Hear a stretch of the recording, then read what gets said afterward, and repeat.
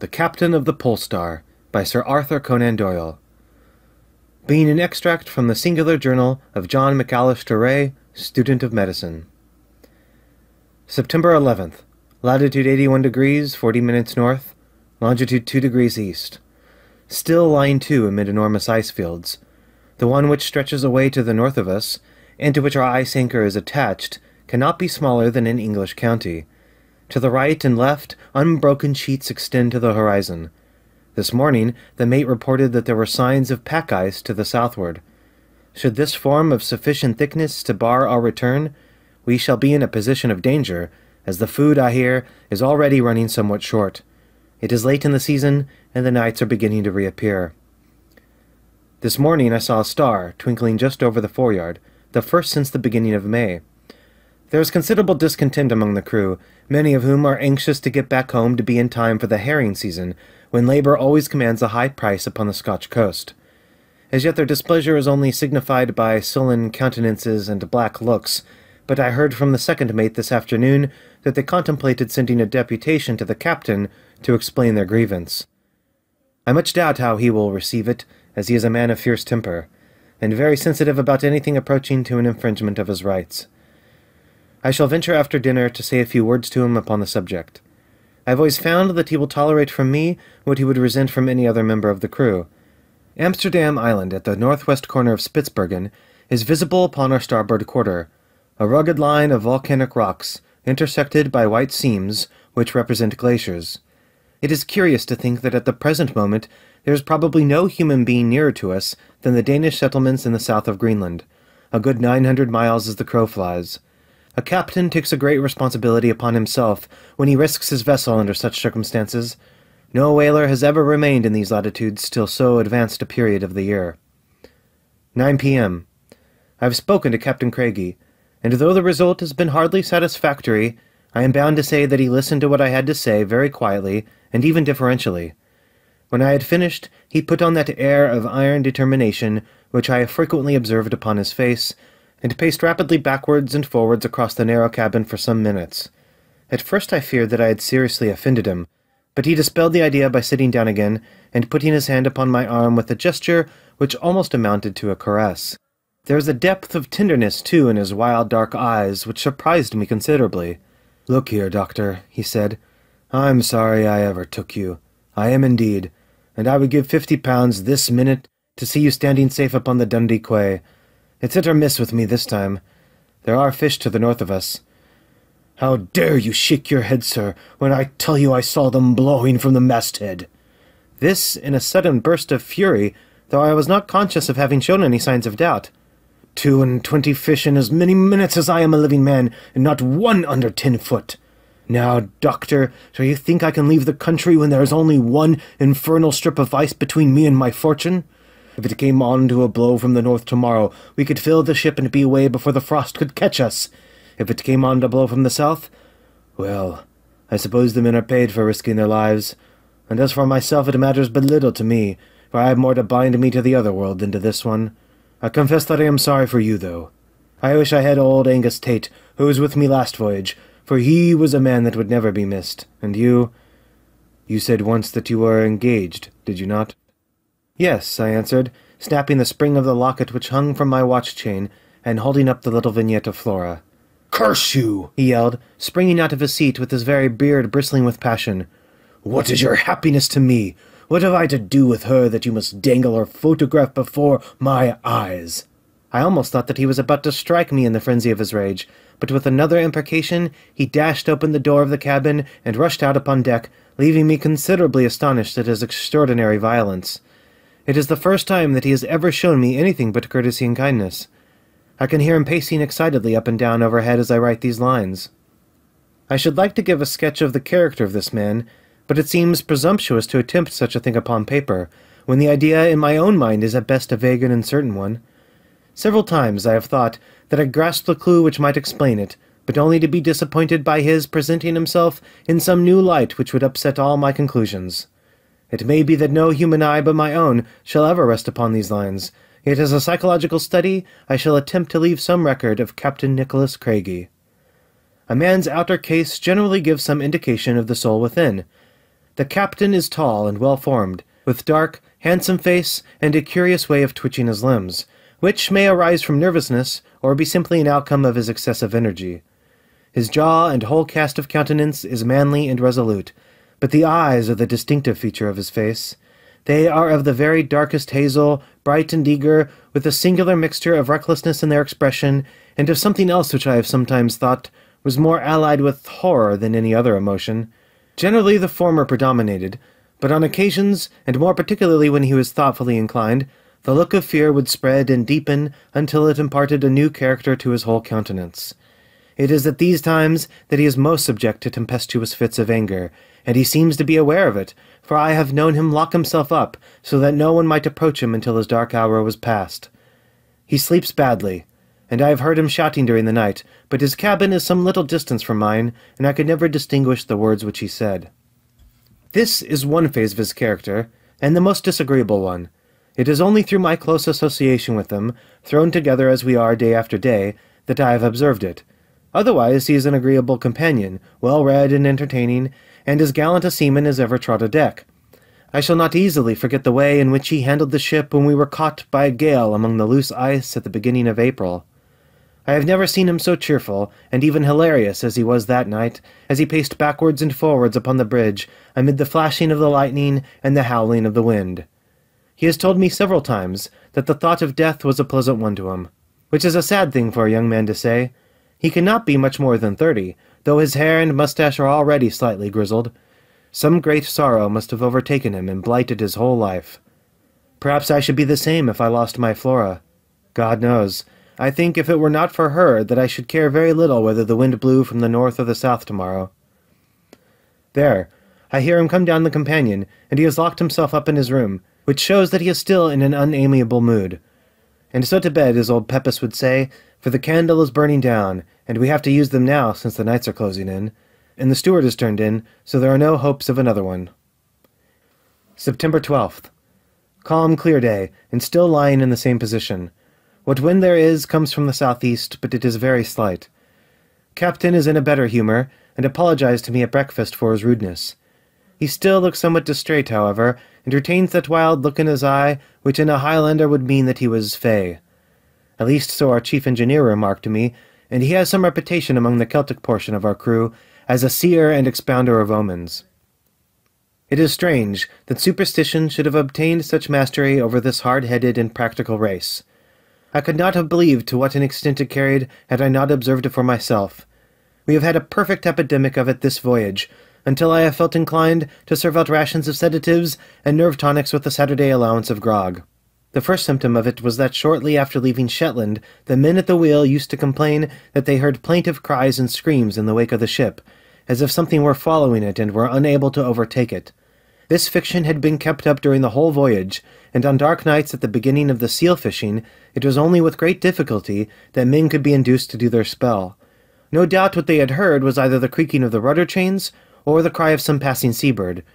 I have been fetched out of bed several times to listen to it, but I need hardly say that I was never able to distinguish anything unnatural. The men, however, are so absurdly positive upon the subject that it is hopeless to argue with them. I mentioned the matter to the captain once, but to my surprise he took it very gravely, and indeed appeared to be considerably disturbed by what I told him. I should have thought that he at least would have been above such vulgar delusions. All this disquisition upon superstition leads me up to the fact that Mr. Manson, our second mate, saw a ghost last night, or at least says that he did, which of course is the same thing. It is quite refreshing to have some new topic of conversation after the eternal routine of bears and whales which has served us for so many months. Manson swears the ship is haunted, and that he would not stay in her a day if he had any other place to go. Indeed, the fellow is honestly frightened, and I had to give him some chloral and bromide of potassium this morning to steady him down. He seemed quite indignant when I suggested that he had been having an extra glass the night before, and I was obliged to pacify him by keeping as grave a countenance as possible during his story, which he certainly narrated in a very straightforward and matter-of-fact way. "I was on the bridge," he said, "about 4 bells in the middle watch, just when the night was at its darkest. There was a bit of a moon, but the clouds were blowing across it so that you couldn't see far from the ship. John McLeod, the harpooner, came aft from the forecastle head and reported a strange noise on the starboard bow. I went forward, and we both heard it, sometimes like a bairn crying, and sometimes like a winch in pain. I've been 17 years to the country, and I never heard seal, old or young, make a sound like that. As we were standing there on the forecastle head, the moon came out from behind a cloud, and we both saw a sort of white figure moving across the ice field in the same direction that we had heard the cries. We lost sight of it for a while, but it came back on the port bow, and we could just make it out like a shadow on the ice. I set a hand aft for the rifles, and McLeod and I went down to the pack, thinking that maybe it might be a bear. When we got on the ice, I lost sight of McLeod, but I pushed on in the direction where I could still hear the cries. I followed them for a mile or maybe more, and then running round a hummock, I came right onto the top of it, standing and waiting for me seemingly. I don't know what it was. It wasn't a bear, anyway. It was tall and white and straight, and if it wasn't a man or a woman, I'll stake my davy it was something worse. I made for the ship as hard as I could run, and precious glad I was to find myself aboard. I signed articles to do my duty by the ship, and on the ship I'll stay, but you don't catch me on the ice again after sundown. That is his story, given as far as I can in his own words. I fancy what he saw must, in spite of his denial, have been a young bear erect upon its hind legs, an attitude which they often assume when alarmed. In the uncertain light, this would bear a resemblance to a human figure, especially to a man whose nerves are already somewhat shaken. Whatever it may have been, the occurrence is unfortunate, for it has produced a most unpleasant effect upon the crew. Their looks are more sullen than before, and their discontent more open. The double grievance of being debarred from the herring fishing, and of being detained in what they choose to call a haunted vessel, may lead them to do something rash. Even the harpooners, who are the oldest and steadiest among them, are joining in the general agitation. Apart from this absurd outbreak of superstition, things are looking rather more cheerful. The pack which was forming to the south of us has partly cleared away, and the water is so warm as to lead me to believe that we are lying in one of those branches of the Gulf Stream which run up between Greenland and Spitzbergen. There are numerous small medusa and silamons about the ship, with abundance of shrimps, so that there is every possibility of fish being sighted. Indeed, one was seen blowing about dinner-time, but in such a position that it was impossible for the boats to follow it. September 13th. Had an interesting conversation with the chief mate, Mr. Milne, upon the bridge. It seems that our captain is as great an enigma to the seamen, and even to the owners of the vessel, as he has been to me. Mr. Milne tells me that when the ship is paid off, upon returning from a voyage, Captain Craigie disappears, and is not seen again until the approach of another season, when he walks quietly into the office of the company and asks whether his services will be required. He has no friend in Dundee, nor does anyone pretend to be acquainted with his early history. His position depends entirely upon his skill as a seaman, and the name for courage and coolness which he had earned in the capacity of mate, before being entrusted with a separate command. The unanimous opinion seems to be that he is not a Scotchman, and that his name is an assumed one. Mr. Milne thinks that he has devoted himself to whaling simply for the reason that it is the most dangerous occupation which he could select, and that he courts death in every possible manner. He mentioned several instances of this, one of which is rather curious, if true. It seems that on one occasion he did not put in an appearance at the office, and a substitute had to be selected in his place. That was at the time of the last Russian and Turkish war. When he turned up again next spring, he had a puckered wound in the side of his neck, which he used to endeavour to conceal with his cravat. Whether the mate's inference that he had been engaged in the war is true or not, I cannot say. It was certainly a strange coincidence. The wind is veering round in an easterly direction, but is still very slight. I think the ice is lying closer than it did yesterday. As far as the eye can reach on every side, there is one wide expanse of spotless white, only broken by an occasional rift or the dark shadow of a hummock. To the south, there is the narrow lane of blue water, which is our sole means of escape, and which is closing up every day. The captain is taking a heavy responsibility upon himself. I hear that the tank of potatoes is finished, and even the biscuits are running short, but he preserves the same impassible countenance, and spends the greater part of the day at the crow's nest, sweeping the horizon with his glass. His manner is very variable, and he seems to avoid my society, but there has been no repetition of the violence which he showed the other night. 7:30 p.m. My deliberate opinion is that we are commanded by a madman. Nothing else can account for the extraordinary vagaries of Captain Craigie. It is fortunate that I have kept this journal of our voyage, as it will serve to justify us in case we have to put him under any sort of restraint, a step which I should only consent to as a last resource. Curiously enough, it was he himself who suggested lunacy, and not mere eccentricity, as the secret of his strange conduct. He was standing upon the bridge about an hour ago, peering as usual through his glass, while I was walking up and down the quarter-deck. The majority of the men were below at their tea, for the watches have not been regularly kept of late. Tired of walking, I leaned against the bulwarks, and admired the mellow glow cast by the sinking sun upon the great ice-fields which surround us. I was suddenly aroused from the reverie into which I had fallen by a hoarse voice at my elbow, and starting round, I found that the captain had descended and was standing by my side. He was staring out over the ice with an expression in which horror, surprise, and something approaching to joy were contending for the mastery. In spite of the cold, great drops of perspiration were coursing down his forehead, and he was evidently fearfully excited. His limbs twitched like those of a man upon the verge of an epileptic fit, and the lines about his mouth were drawn and hard.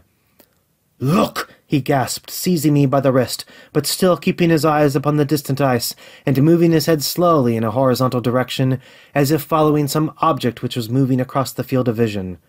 "Look! There, man, there! Between the hummocks! Now coming from behind the far one! You see her? You must see her! There still! Flying from me, by God! Flying from me! And gone." He uttered the last two words in a whisper of concentrated agony which shall never fade from my remembrance. Clinging to the ratlines, he endeavoured to climb up upon the top of the bulwarks, as if in the hope of obtaining a last glance at the departing object. His strength was not equal to the attempt, however, and he staggered back against the saloon skylights, where he leaned panting and exhausted. His face was so livid that I expected him to become unconscious, so lost no time in leading him down the companion and stretching him upon one of the sofas in the cabin. I then poured him out some brandy, which I held to his lips, and which had a wonderful effect upon him, bringing the blood back into his white face and steadying his poor shaking limbs. He raised himself up upon his elbow, and looking round to see that we were alone, he beckoned to me to come and sit beside him. "You saw it, didn't you?" he asked, still in the same subdued, awesome tone so foreign to the nature of the man. "No, I saw nothing." His head sank back again upon the cushions. "No, he wouldn't without the glass," he murmured. "He couldn't. It was the glass that showed her to me, and then the eyes of love, the eyes of love. I say, Doc, don't let the steward in. He'll think I'm mad. Just bolt the door, will you?" I rose and did what he had commanded. He lay quiet for a while, lost in thought apparently, and then raised himself up upon his elbow again and asked for some more brandy. "You don't think I am, do you, Doc?" he asked, as I was putting the bottle back into the after-locker. "Tell me now, as man to man, do you think that I am mad?" "I think you have something on your mind," I answered, "which is exciting you and doing you a good deal of harm." "Right there, lad!" he cried, his eyes sparkling from the effects of the brandy. "Plenty on my mind, plenty. But I can work out the latitude and the longitude, and I can handle my sextant and manage my logarithms. You couldn't prove me mad in a court of law, could you now?" It was curious to hear the man lying back and coolly arguing out the question of his own sanity. "Perhaps not," I said, "but still I think you would be wise to get home as soon as you can, and settle down to a quiet life for a while." "Get home, eh?" he muttered, with a sneer upon his face. "One word for me and two for yourself, lad. Settle down with Flora, pretty little Flora. Are bad dreams signs of madness?" "Sometimes," I answered. "What else? What would be the first symptoms?" "Pains in the head, noises in the ears, flashes before the eyes, delusions." "Ah, what about them?" he interrupted. "What would you call a delusion?" "Seeing a thing which is not there is a delusion." "But she was there!" he groaned to himself. "She was there!" And rising, he unbolted the door and walked with slow and uncertain steps to his own cabin, where I have no doubt that he will remain until tomorrow morning. His system seems to have received a terrible shock, whatever it may have been that he imagined himself to have seen. The man becomes a greater mystery every day, though I fear that the solution which he has himself suggested is the correct one, and that his reason is affected. I do not think that a guilty conscience has anything to do with his behavior. The idea is a popular one among the officers and I believe the crew, but I have seen nothing to support it. He has not the air of a guilty man, but of one who has had terrible usage at the hands of fortune, and who should be regarded as a martyr rather than a criminal. The wind is veering round to the south tonight. God help us if it blocks that narrow pass which is our only road to safety.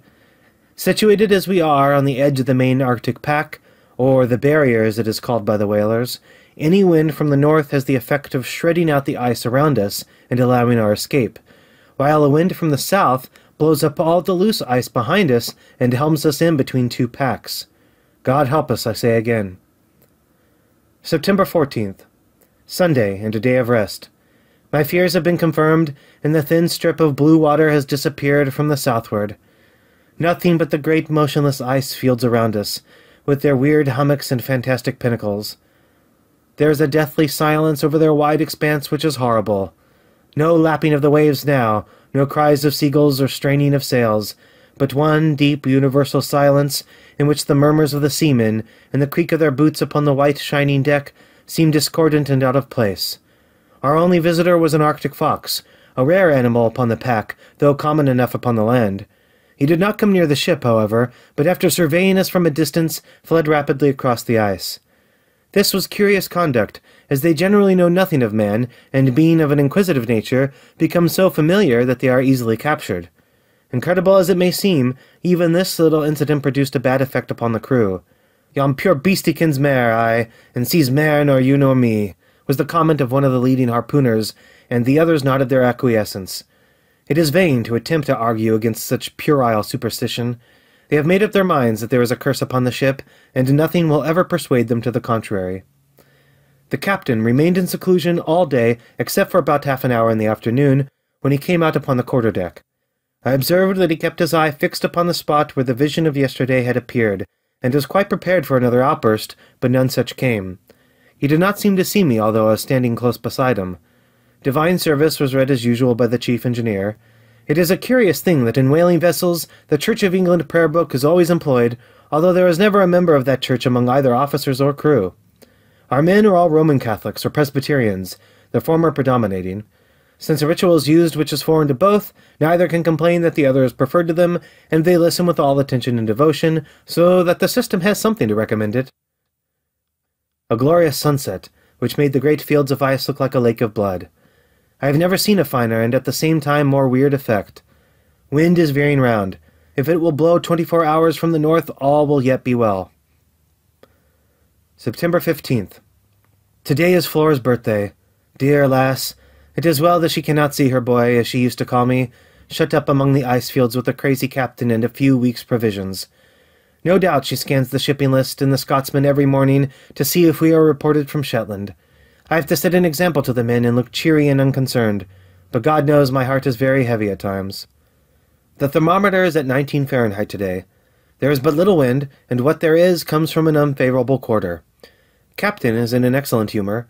I think he imagines he has seen some other omen or vision, poor fellow, during the night, for he came into my room early in the morning, and stooping down over my bunk, whispered, "It wasn't a delusion, Doc.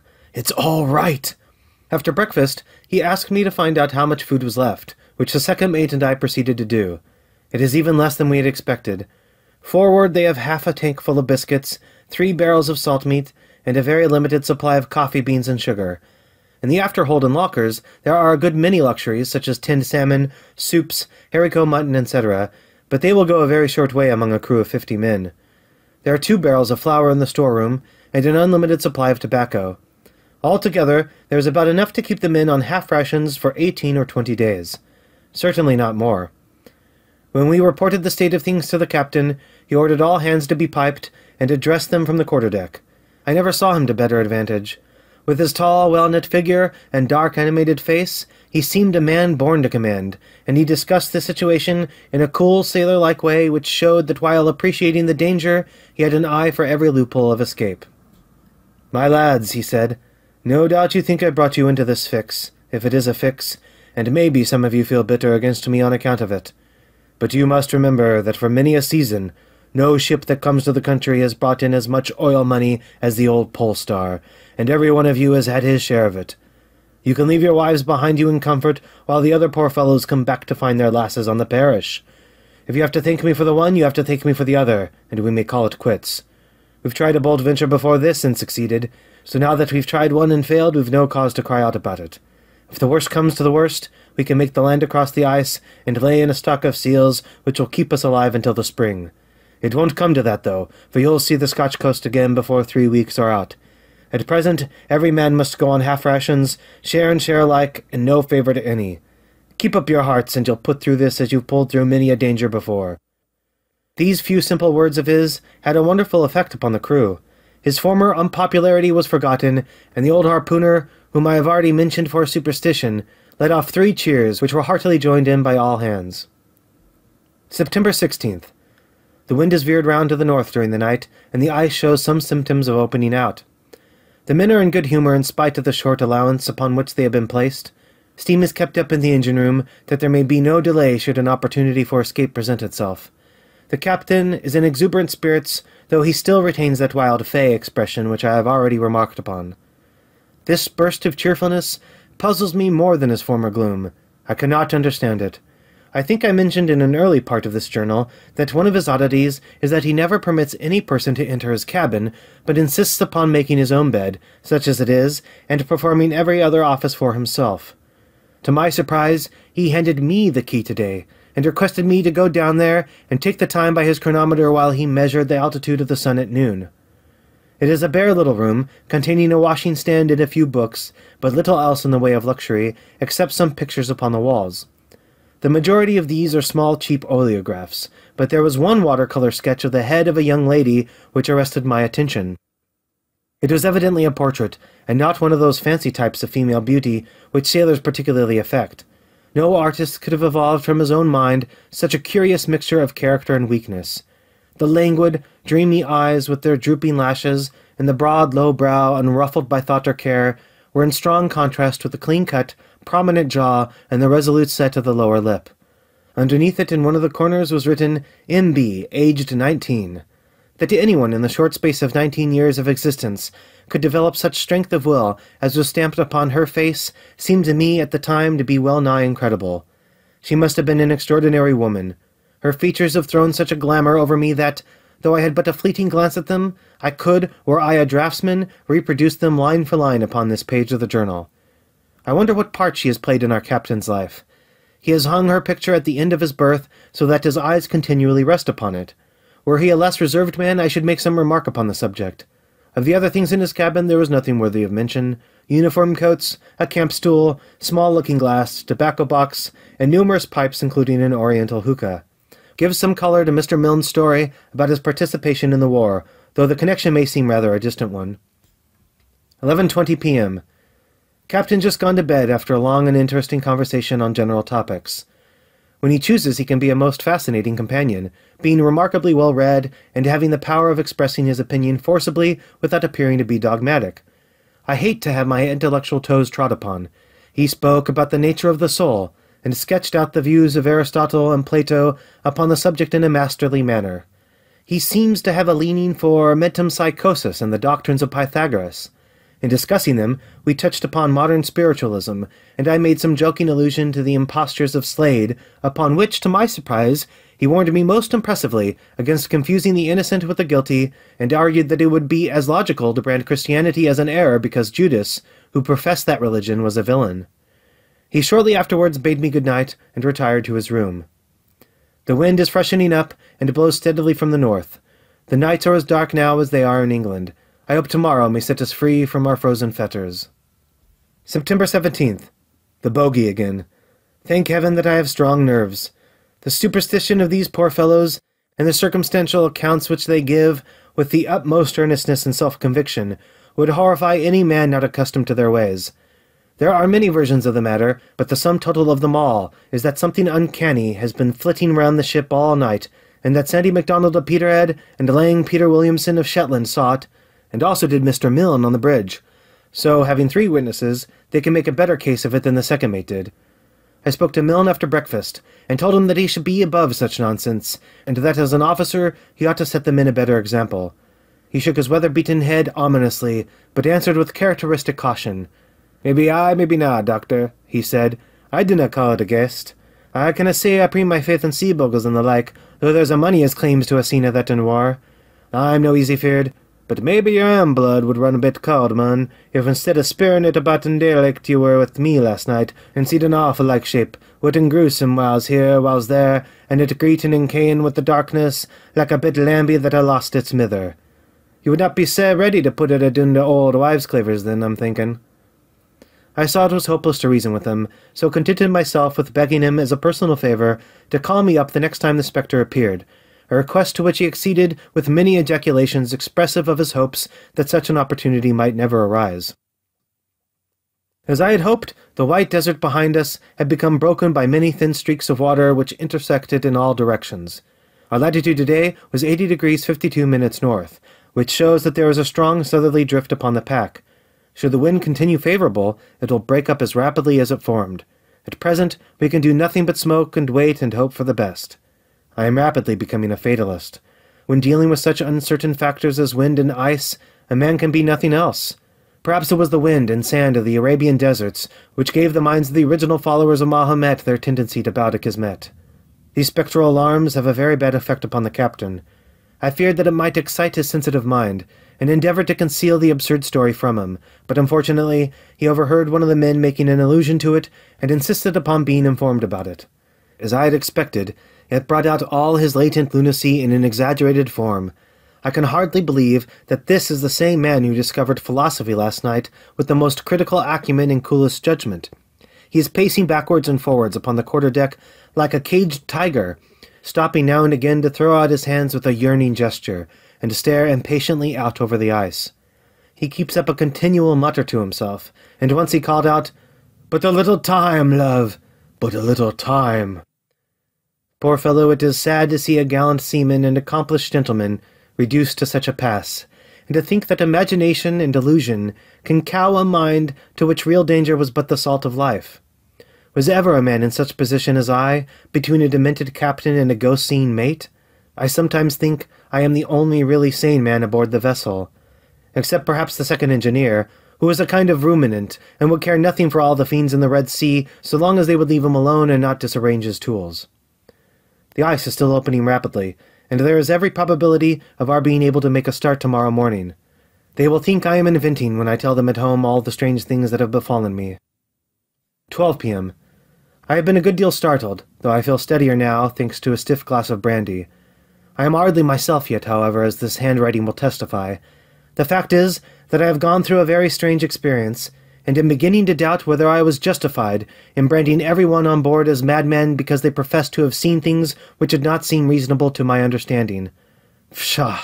I am a fool to let such a trifle unnerve me, and yet, coming as it does after all these alarms, it has an additional significance, for I cannot doubt either Mr. Manson's story or that of the mate, now that I have experienced that which I used formerly to scoff at. After all, it was nothing very alarming, a mere sound, and that was all.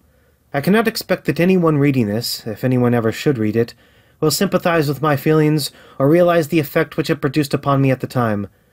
Supper was over, and I had gone on deck to have a quiet pipe before turning in. The night was very dark, so dark that standing under the quarter-boat I was unable to see the officer upon the bridge. I think I have already mentioned the extraordinary silence which prevails in these frozen seas. In other parts of the world, be they ever so barren, there is some slight vibration of the air, some faint hum, be it from the distant haunts of men, or from the leaves of the trees, or the wings of the birds, or even the faint rustle of the grass that covers the ground. One may not actively perceive the sound, and yet if it were withdrawn it would be missed. It is only here in these Arctic seas that stark, unfathomable stillness obtrudes itself upon you in all its gruesome reality. You find your tympanum straining to catch some little murmur, and dwelling eagerly upon every accidental sound within the vessel. In this state I was leaning against the bulwarks when there arose from the ice almost directly underneath me a cry, sharp and shrill upon the silent air of the night, beginning, as it seemed to me, at a note such as prima donna never reached, and mounting from that ever higher and higher until it culminated in a long wail of agony, which might have been the last cry of a lost soul. The ghastly scream is still ringing in my ears. Grief, unutterable grief, seemed to be expressed in it, and a great longing, and yet through it all there was an occasional wild note of exultation. It shrilled out from close beside me, and yet as I glared into the darkness I could discern nothing. I waited some little time, but without hearing any repetition of the sound, so I came below, more shaken than I have ever been in my life before. As I came down, the companion I met, Mr. Milne, coming up to relieve the watch.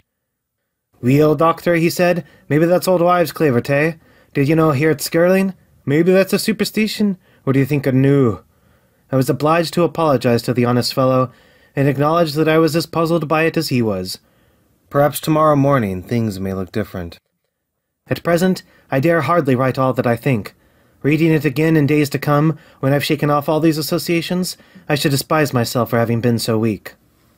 September 18th. Passed a restless and uneasy night, still haunted by that strange sound. The captain does not look as if he had had much repose either, for his face is haggard and his eyes bloodshot. I have not told him of my adventure last night, nor shall I. He is already restless and excited, standing up, sitting down, and apparently utterly unable to keep still. A fine lead appeared in the pack this morning, as I had expected, and we were able to cast off our ice anchor and steam about 12 miles in a west-southwesterly direction. We were then brought to a halt by a great floe as massive as any which we have left behind us. It bars our progress completely, so we can do nothing but anchor again and wait until it breaks up, which it will probably do within 24 hours if the wind holds. Several bladder-nosed seals were seen swimming in the water, and one was shot, an immense creature more than 11 feet long. They are fierce, pugnacious animals, and are said to be more than a match for a bear. Fortunately, they are slow and clumsy in their movements, so that there is little danger in attacking them upon the ice. The captain evidently does not think we have seen the last of our troubles, though why he should take a gloomy view of the situation is more than I can fathom, since everyone else on board considers that we have had a miraculous escape, and are sure now to reach the open sea. "I suppose you think it's all right now, Doctor?" he said, as we sat together after dinner. "I hope so," I answered. "We mustn't be too sure, and yet no doubt you are right. We'll all be in the arms of our own true loves before long, lad, won't we? But we mustn't be too sure. We mustn't be too sure." He sat silent a little, swinging his leg thoughtfully backwards and forwards. "Look here," he continued. "It's a dangerous place, this. Even at its best, a treacherous, dangerous place. I have known men cut off very suddenly in a land like this. A slip would do it sometimes. A single slip, and down you go through a crack, and only a bubble on the green water to show where it was that you sank. It's a queer thing." He continued with a nervous laugh. "But all the years I've been in this country, I never once thought of making a will. Not that I have anything to leave in particular, but still, when a man is exposed to danger, he should have everything arranged and ready. Don't you think so?" "Certainly," I answered, wondering what on earth he was driving at. "He feels better for knowing it's all settled," he went on. "Now, if anything should ever befall me, I hope that you will look after things for me. There's very little in the cabin, but such as it is I should like it to be sold, and the money divided in the same proportion as the oil money among the crew. The chronometer I wish you to keep to yourself as some slight remembrance of our voyage. Of course, all this is a mere precaution, but I thought I would take the opportunity of speaking to you about it. I suppose I might rely upon you if there were any necessity?" "Most assuredly," I answered, "and since you are taking this step, I may as well." You, he interrupted. "You're all right. What the devil is the matter with you?" "There, I didn't mean to be peppery, but I don't like to hear a young fellow that has hardly began life speculating about death. Go up on deck and get some fresh air into your lungs instead of talking nonsense in the cabin, and encouraging me to do the same." The more I think of this conversation of ours, the less do I like it. Why should the man be settling his affairs at the very time when we seem to be emerging from all danger? There must be some method in his madness. Can it be that he contemplates suicide? I remember that upon one occasion he spoke in a deeply reverent manner of the heinousness of the crime of self-destruction. I shall keep my eye upon him, however, and though I cannot obtrude upon the privacy of his cabin, I shall at least make a point of remaining on deck as long as he stays up. Mr. Milne pooh-poohs my fear, and says it is only the skipper's little way. He himself takes a very rosy view of the situation. According to him, we shall be out of the ice by the day after tomorrow, pass Jan Mayen 2 days after that, and sight Shetland in little more than a week. I hope he may not be too sanguine. His opinion may be fairly balanced against the gloomy precautions of the captain, for he is an old and experienced seaman, and weighs his words well before uttering them. The long impending catastrophe has come at last. I hardly know what to write about it. The captain is gone. He may come back to us again alive, but I fear me. It is now 7 o'clock in the morning of the 19th of September. I've spent the whole night traversing the great ice floe in front of us with a party of seamen in the hope of coming upon some trace of him, but in vain. I shall try to give some account of the circumstances which attended upon his disappearance. Should anyone ever chance to read the words which I put down, I trust they will remember that I do not write from conjecture or from hearsay, but that I, a sane and educated man, am describing accurately what actually occurred before my very eyes. My inferences are my own, but I shall be answerable for the facts. The captain remained in excellent spirits after the conversation which I have recorded. He appeared to be nervous and impatient, however, frequently changing his position and moving his limbs in an aimless, choreic way which is characteristic of him at times. In a quarter of an hour he went upon deck 7 times, only to descend after a few hurried paces.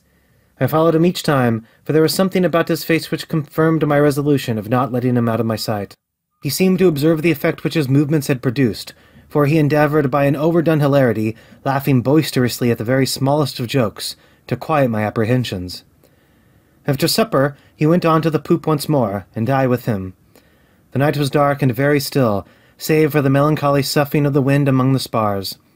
A thick cloud was coming up from the northwest, and the ragged tentacles which it threw out in front of it were drifting across the face of the moon, which only shone now and again through a rift in the rack.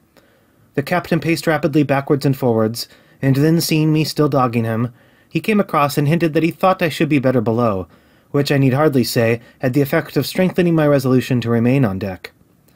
I think he forgot about my presence after this, for he stood silently leaning over the taffrail, and peering out across the great desert of snow, part of which lay in shadow, while part glittered mistily in the moonlight. Several times I could see by his movements that he was referring to his watch, and once he muttered a short sentence, of which I could only catch the one word, ready. I confess to having felt an eerie feeling creeping over me as I watched the loom of his tall figure through the darkness, and noted how completely he fulfilled the idea of a man who was keeping a tryst. A tryst with whom? Some vague perception began to dawn upon me as I pieced one fact with another, but I was utterly unprepared for the sequel. By the sudden intensity of his attitude, I felt that he saw something. I crept up behind him.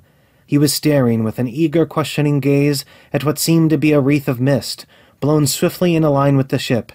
It was a dim, nebulous body, devoid of shape, sometimes more, sometimes less apparent as the light fell on it. The moon was dimmed in its brilliancy at the moment by a canopy of thinnest cloud, like the coating of an anemone. "Come in, lass! Come in!" cried the skipper, in a voice of unfathomable tenderness and compassion, like one who soothes the beloved one by some favour long looked for, and as pleasant to bestow as to receive. What followed happened in an instant. I had no power to interfere. He gave one spring to the top of the bulwarks, and another which took him onto the ice, almost to the feet of the pale misty figure. He held out his hands as if to clasp it, and so ran into the darkness with outstretched arms and loving words. I still stood rigid and motionless, straining my eyes after his retreating form until his voice died away in the distance. I never thought to see him again, but at that moment the moon shone out brilliantly through a chink in the cloudy heaven and illuminated the great field of ice. Then I saw his dark figure already a very long way off, running with prodigious speed across the frozen plain. That was the last glimpse which we caught of him, perhaps the last we ever shall. A party was organized to follow him, and I accompanied them, but the men's hearts were not in the work, and nothing was found. Another will be formed within a few hours. I can hardly believe I have not been dreaming or suffering from some hideous nightmare as I write these things down. 7:30 p.m. Just returned, dead beat and utterly tired out from a second unsuccessful search for the captain. The floe is of enormous extent, for though we have traversed at least 20 miles of its surface, there has been no sign of its coming to an end. The frost has been so severe of late that the overlying snow is frozen as hard as granite. Otherwise we might have had the footsteps to guide us. The crew are anxious that we should cast off and steam round the floe and so to the southward, for the ice has opened up during the night, and the sea is visible upon the horizon. They argue that Captain Craigie is certainly dead, and that we are all risking our lives to no purpose by remaining when we have an opportunity of escape. Mr. Milne and I have had the greatest difficulty in persuading them to wait until tomorrow night, and have been compelled to promise that we will not under any circumstances delay our departure longer than that. We propose therefore to take a few hours' sleep, and then to start upon a final search. September 20th, evening.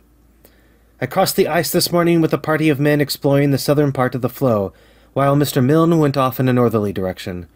We pushed on for 10 or 12 miles without seeing a trace of any living thing except a single bird, which fluttered a great way over our heads, and which by its flight I should judge to have been a falcon.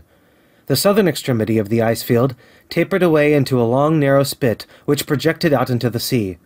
When we came to the base of this promontory, the men halted, but I begged them to continue to the extreme end of it, that we might have the satisfaction of knowing that no possible chance had been neglected. We had hardly gone 100 yards before MacDonald of Peterhead cried out that he saw something in front of us and began to run. We all got a glimpse of it and ran too. At first, it was only a vague darkness against the white ice, but as we raced along together, it took the shape of a man, and eventually of the man of whom we were in search. He was lying face downwards upon a frozen bank. Many little crystals of ice and feathers of snow had drifted onto him as he lay, and sparkled upon his dark seaman's jacket. As we came up, some wandering puff of wind caught these tiny flakes in its vortex, and they whirled up into the air, partially descended again, and then, caught once more into the current, sped rapidly away in the direction of the sea. To my eyes, it seemed but a snowdrift, but many of my companions averred that it started up in the shape of a woman, stooped over the corpse and kissed it, and then hurried away across the floe. I have learned never to ridicule any man's opinion, however strange it may seem. Sure it is that Captain Nicholas Craigie had met with no painful end, for there was a bright smile upon his blue, pinched features, and his hands were still outstretched, as though grasping at the strange visitor, which had summoned him away into the dim world that lies beyond the grave. We buried him the same afternoon with the ship's ensign around him, and a 32-pound shot at his feet. I read the burial service, while the rough sailors wept like children, for there were many who owed much to his kind heart, and who showed now the affection which his strange ways had repelled during his lifetime. He went off the grating with a dull, sullen splash, and as I looked into the green water, I saw him go down, down, down, until he was but a little flickering patch of white, hanging upon the outskirts of eternal darkness. Then even that faded away, and he was gone. There he shall lie, with his secret and his sorrows, and his mystery all still buried in his breast, until that great day when the sea shall give up its dead, and Nicholas Craigie come out from among the ice, with the smile upon his face, and his stiffened arms outstretched in greeting. I pray that his lot may be a happier one in that life than it has been in this. I shall not continue my journal. Our road to home lies plain and clear before us, and the great ice field will soon be but a remembrance of the past. It will be some time before I get over the shock produced by recent events. When I began this record of our voyage, I thought little of how I should be compelled to finish it. I am writing these final words in the lonely cabin, still starting at times, and fancying I hear the quick, nervous step of the dead man upon the deck above me. I entered his cabin tonight, as was my duty, to make a list of his effects in order that they might be entered in the official log. All was as it had been upon my previous visit, save that the picture which I had described as having hung at the end of his bed had been cut out of its frame as with a knife, and was gone. With this last link in a strange chain of evidence, I close my diary of the voyage of the Pole Star. Note by Dr. John McAllister Ray, Sr. I have read over the strange events connected with the death of the captain of the Pole Star, as narrated in the journal of my son. That everything occurred exactly as he describes it, I have the fullest confidence, and indeed the most positive certainty, for I know him to be a strong-nerved and unimaginative man, with the strictest regard for veracity. Still, the story is, on the face of it, so vague and so improbable that I was long opposed to its publication. Within the last few days, however, I have had independent testimony upon the subject which throws a new light upon it. I had run down to Edinburgh to attend a meeting of the British Medical Association when I chanced to come across Dr. P., an old college chum of mine, now practicing at Saltash in Devonshire. Upon my telling him of this experience of my son's, he declared to me that he was familiar with the man, and proceeded to my no small surprise to give me a description of him, which tallied remarkably well with that given in the journal, except that he depicted him as a younger man. According to his account, he had been engaged to a young lady of singular beauty residing upon the Cornish coast. During his absence at sea, his betrothed had died under circumstances of peculiar horror. End of The Captain of the Pole Star.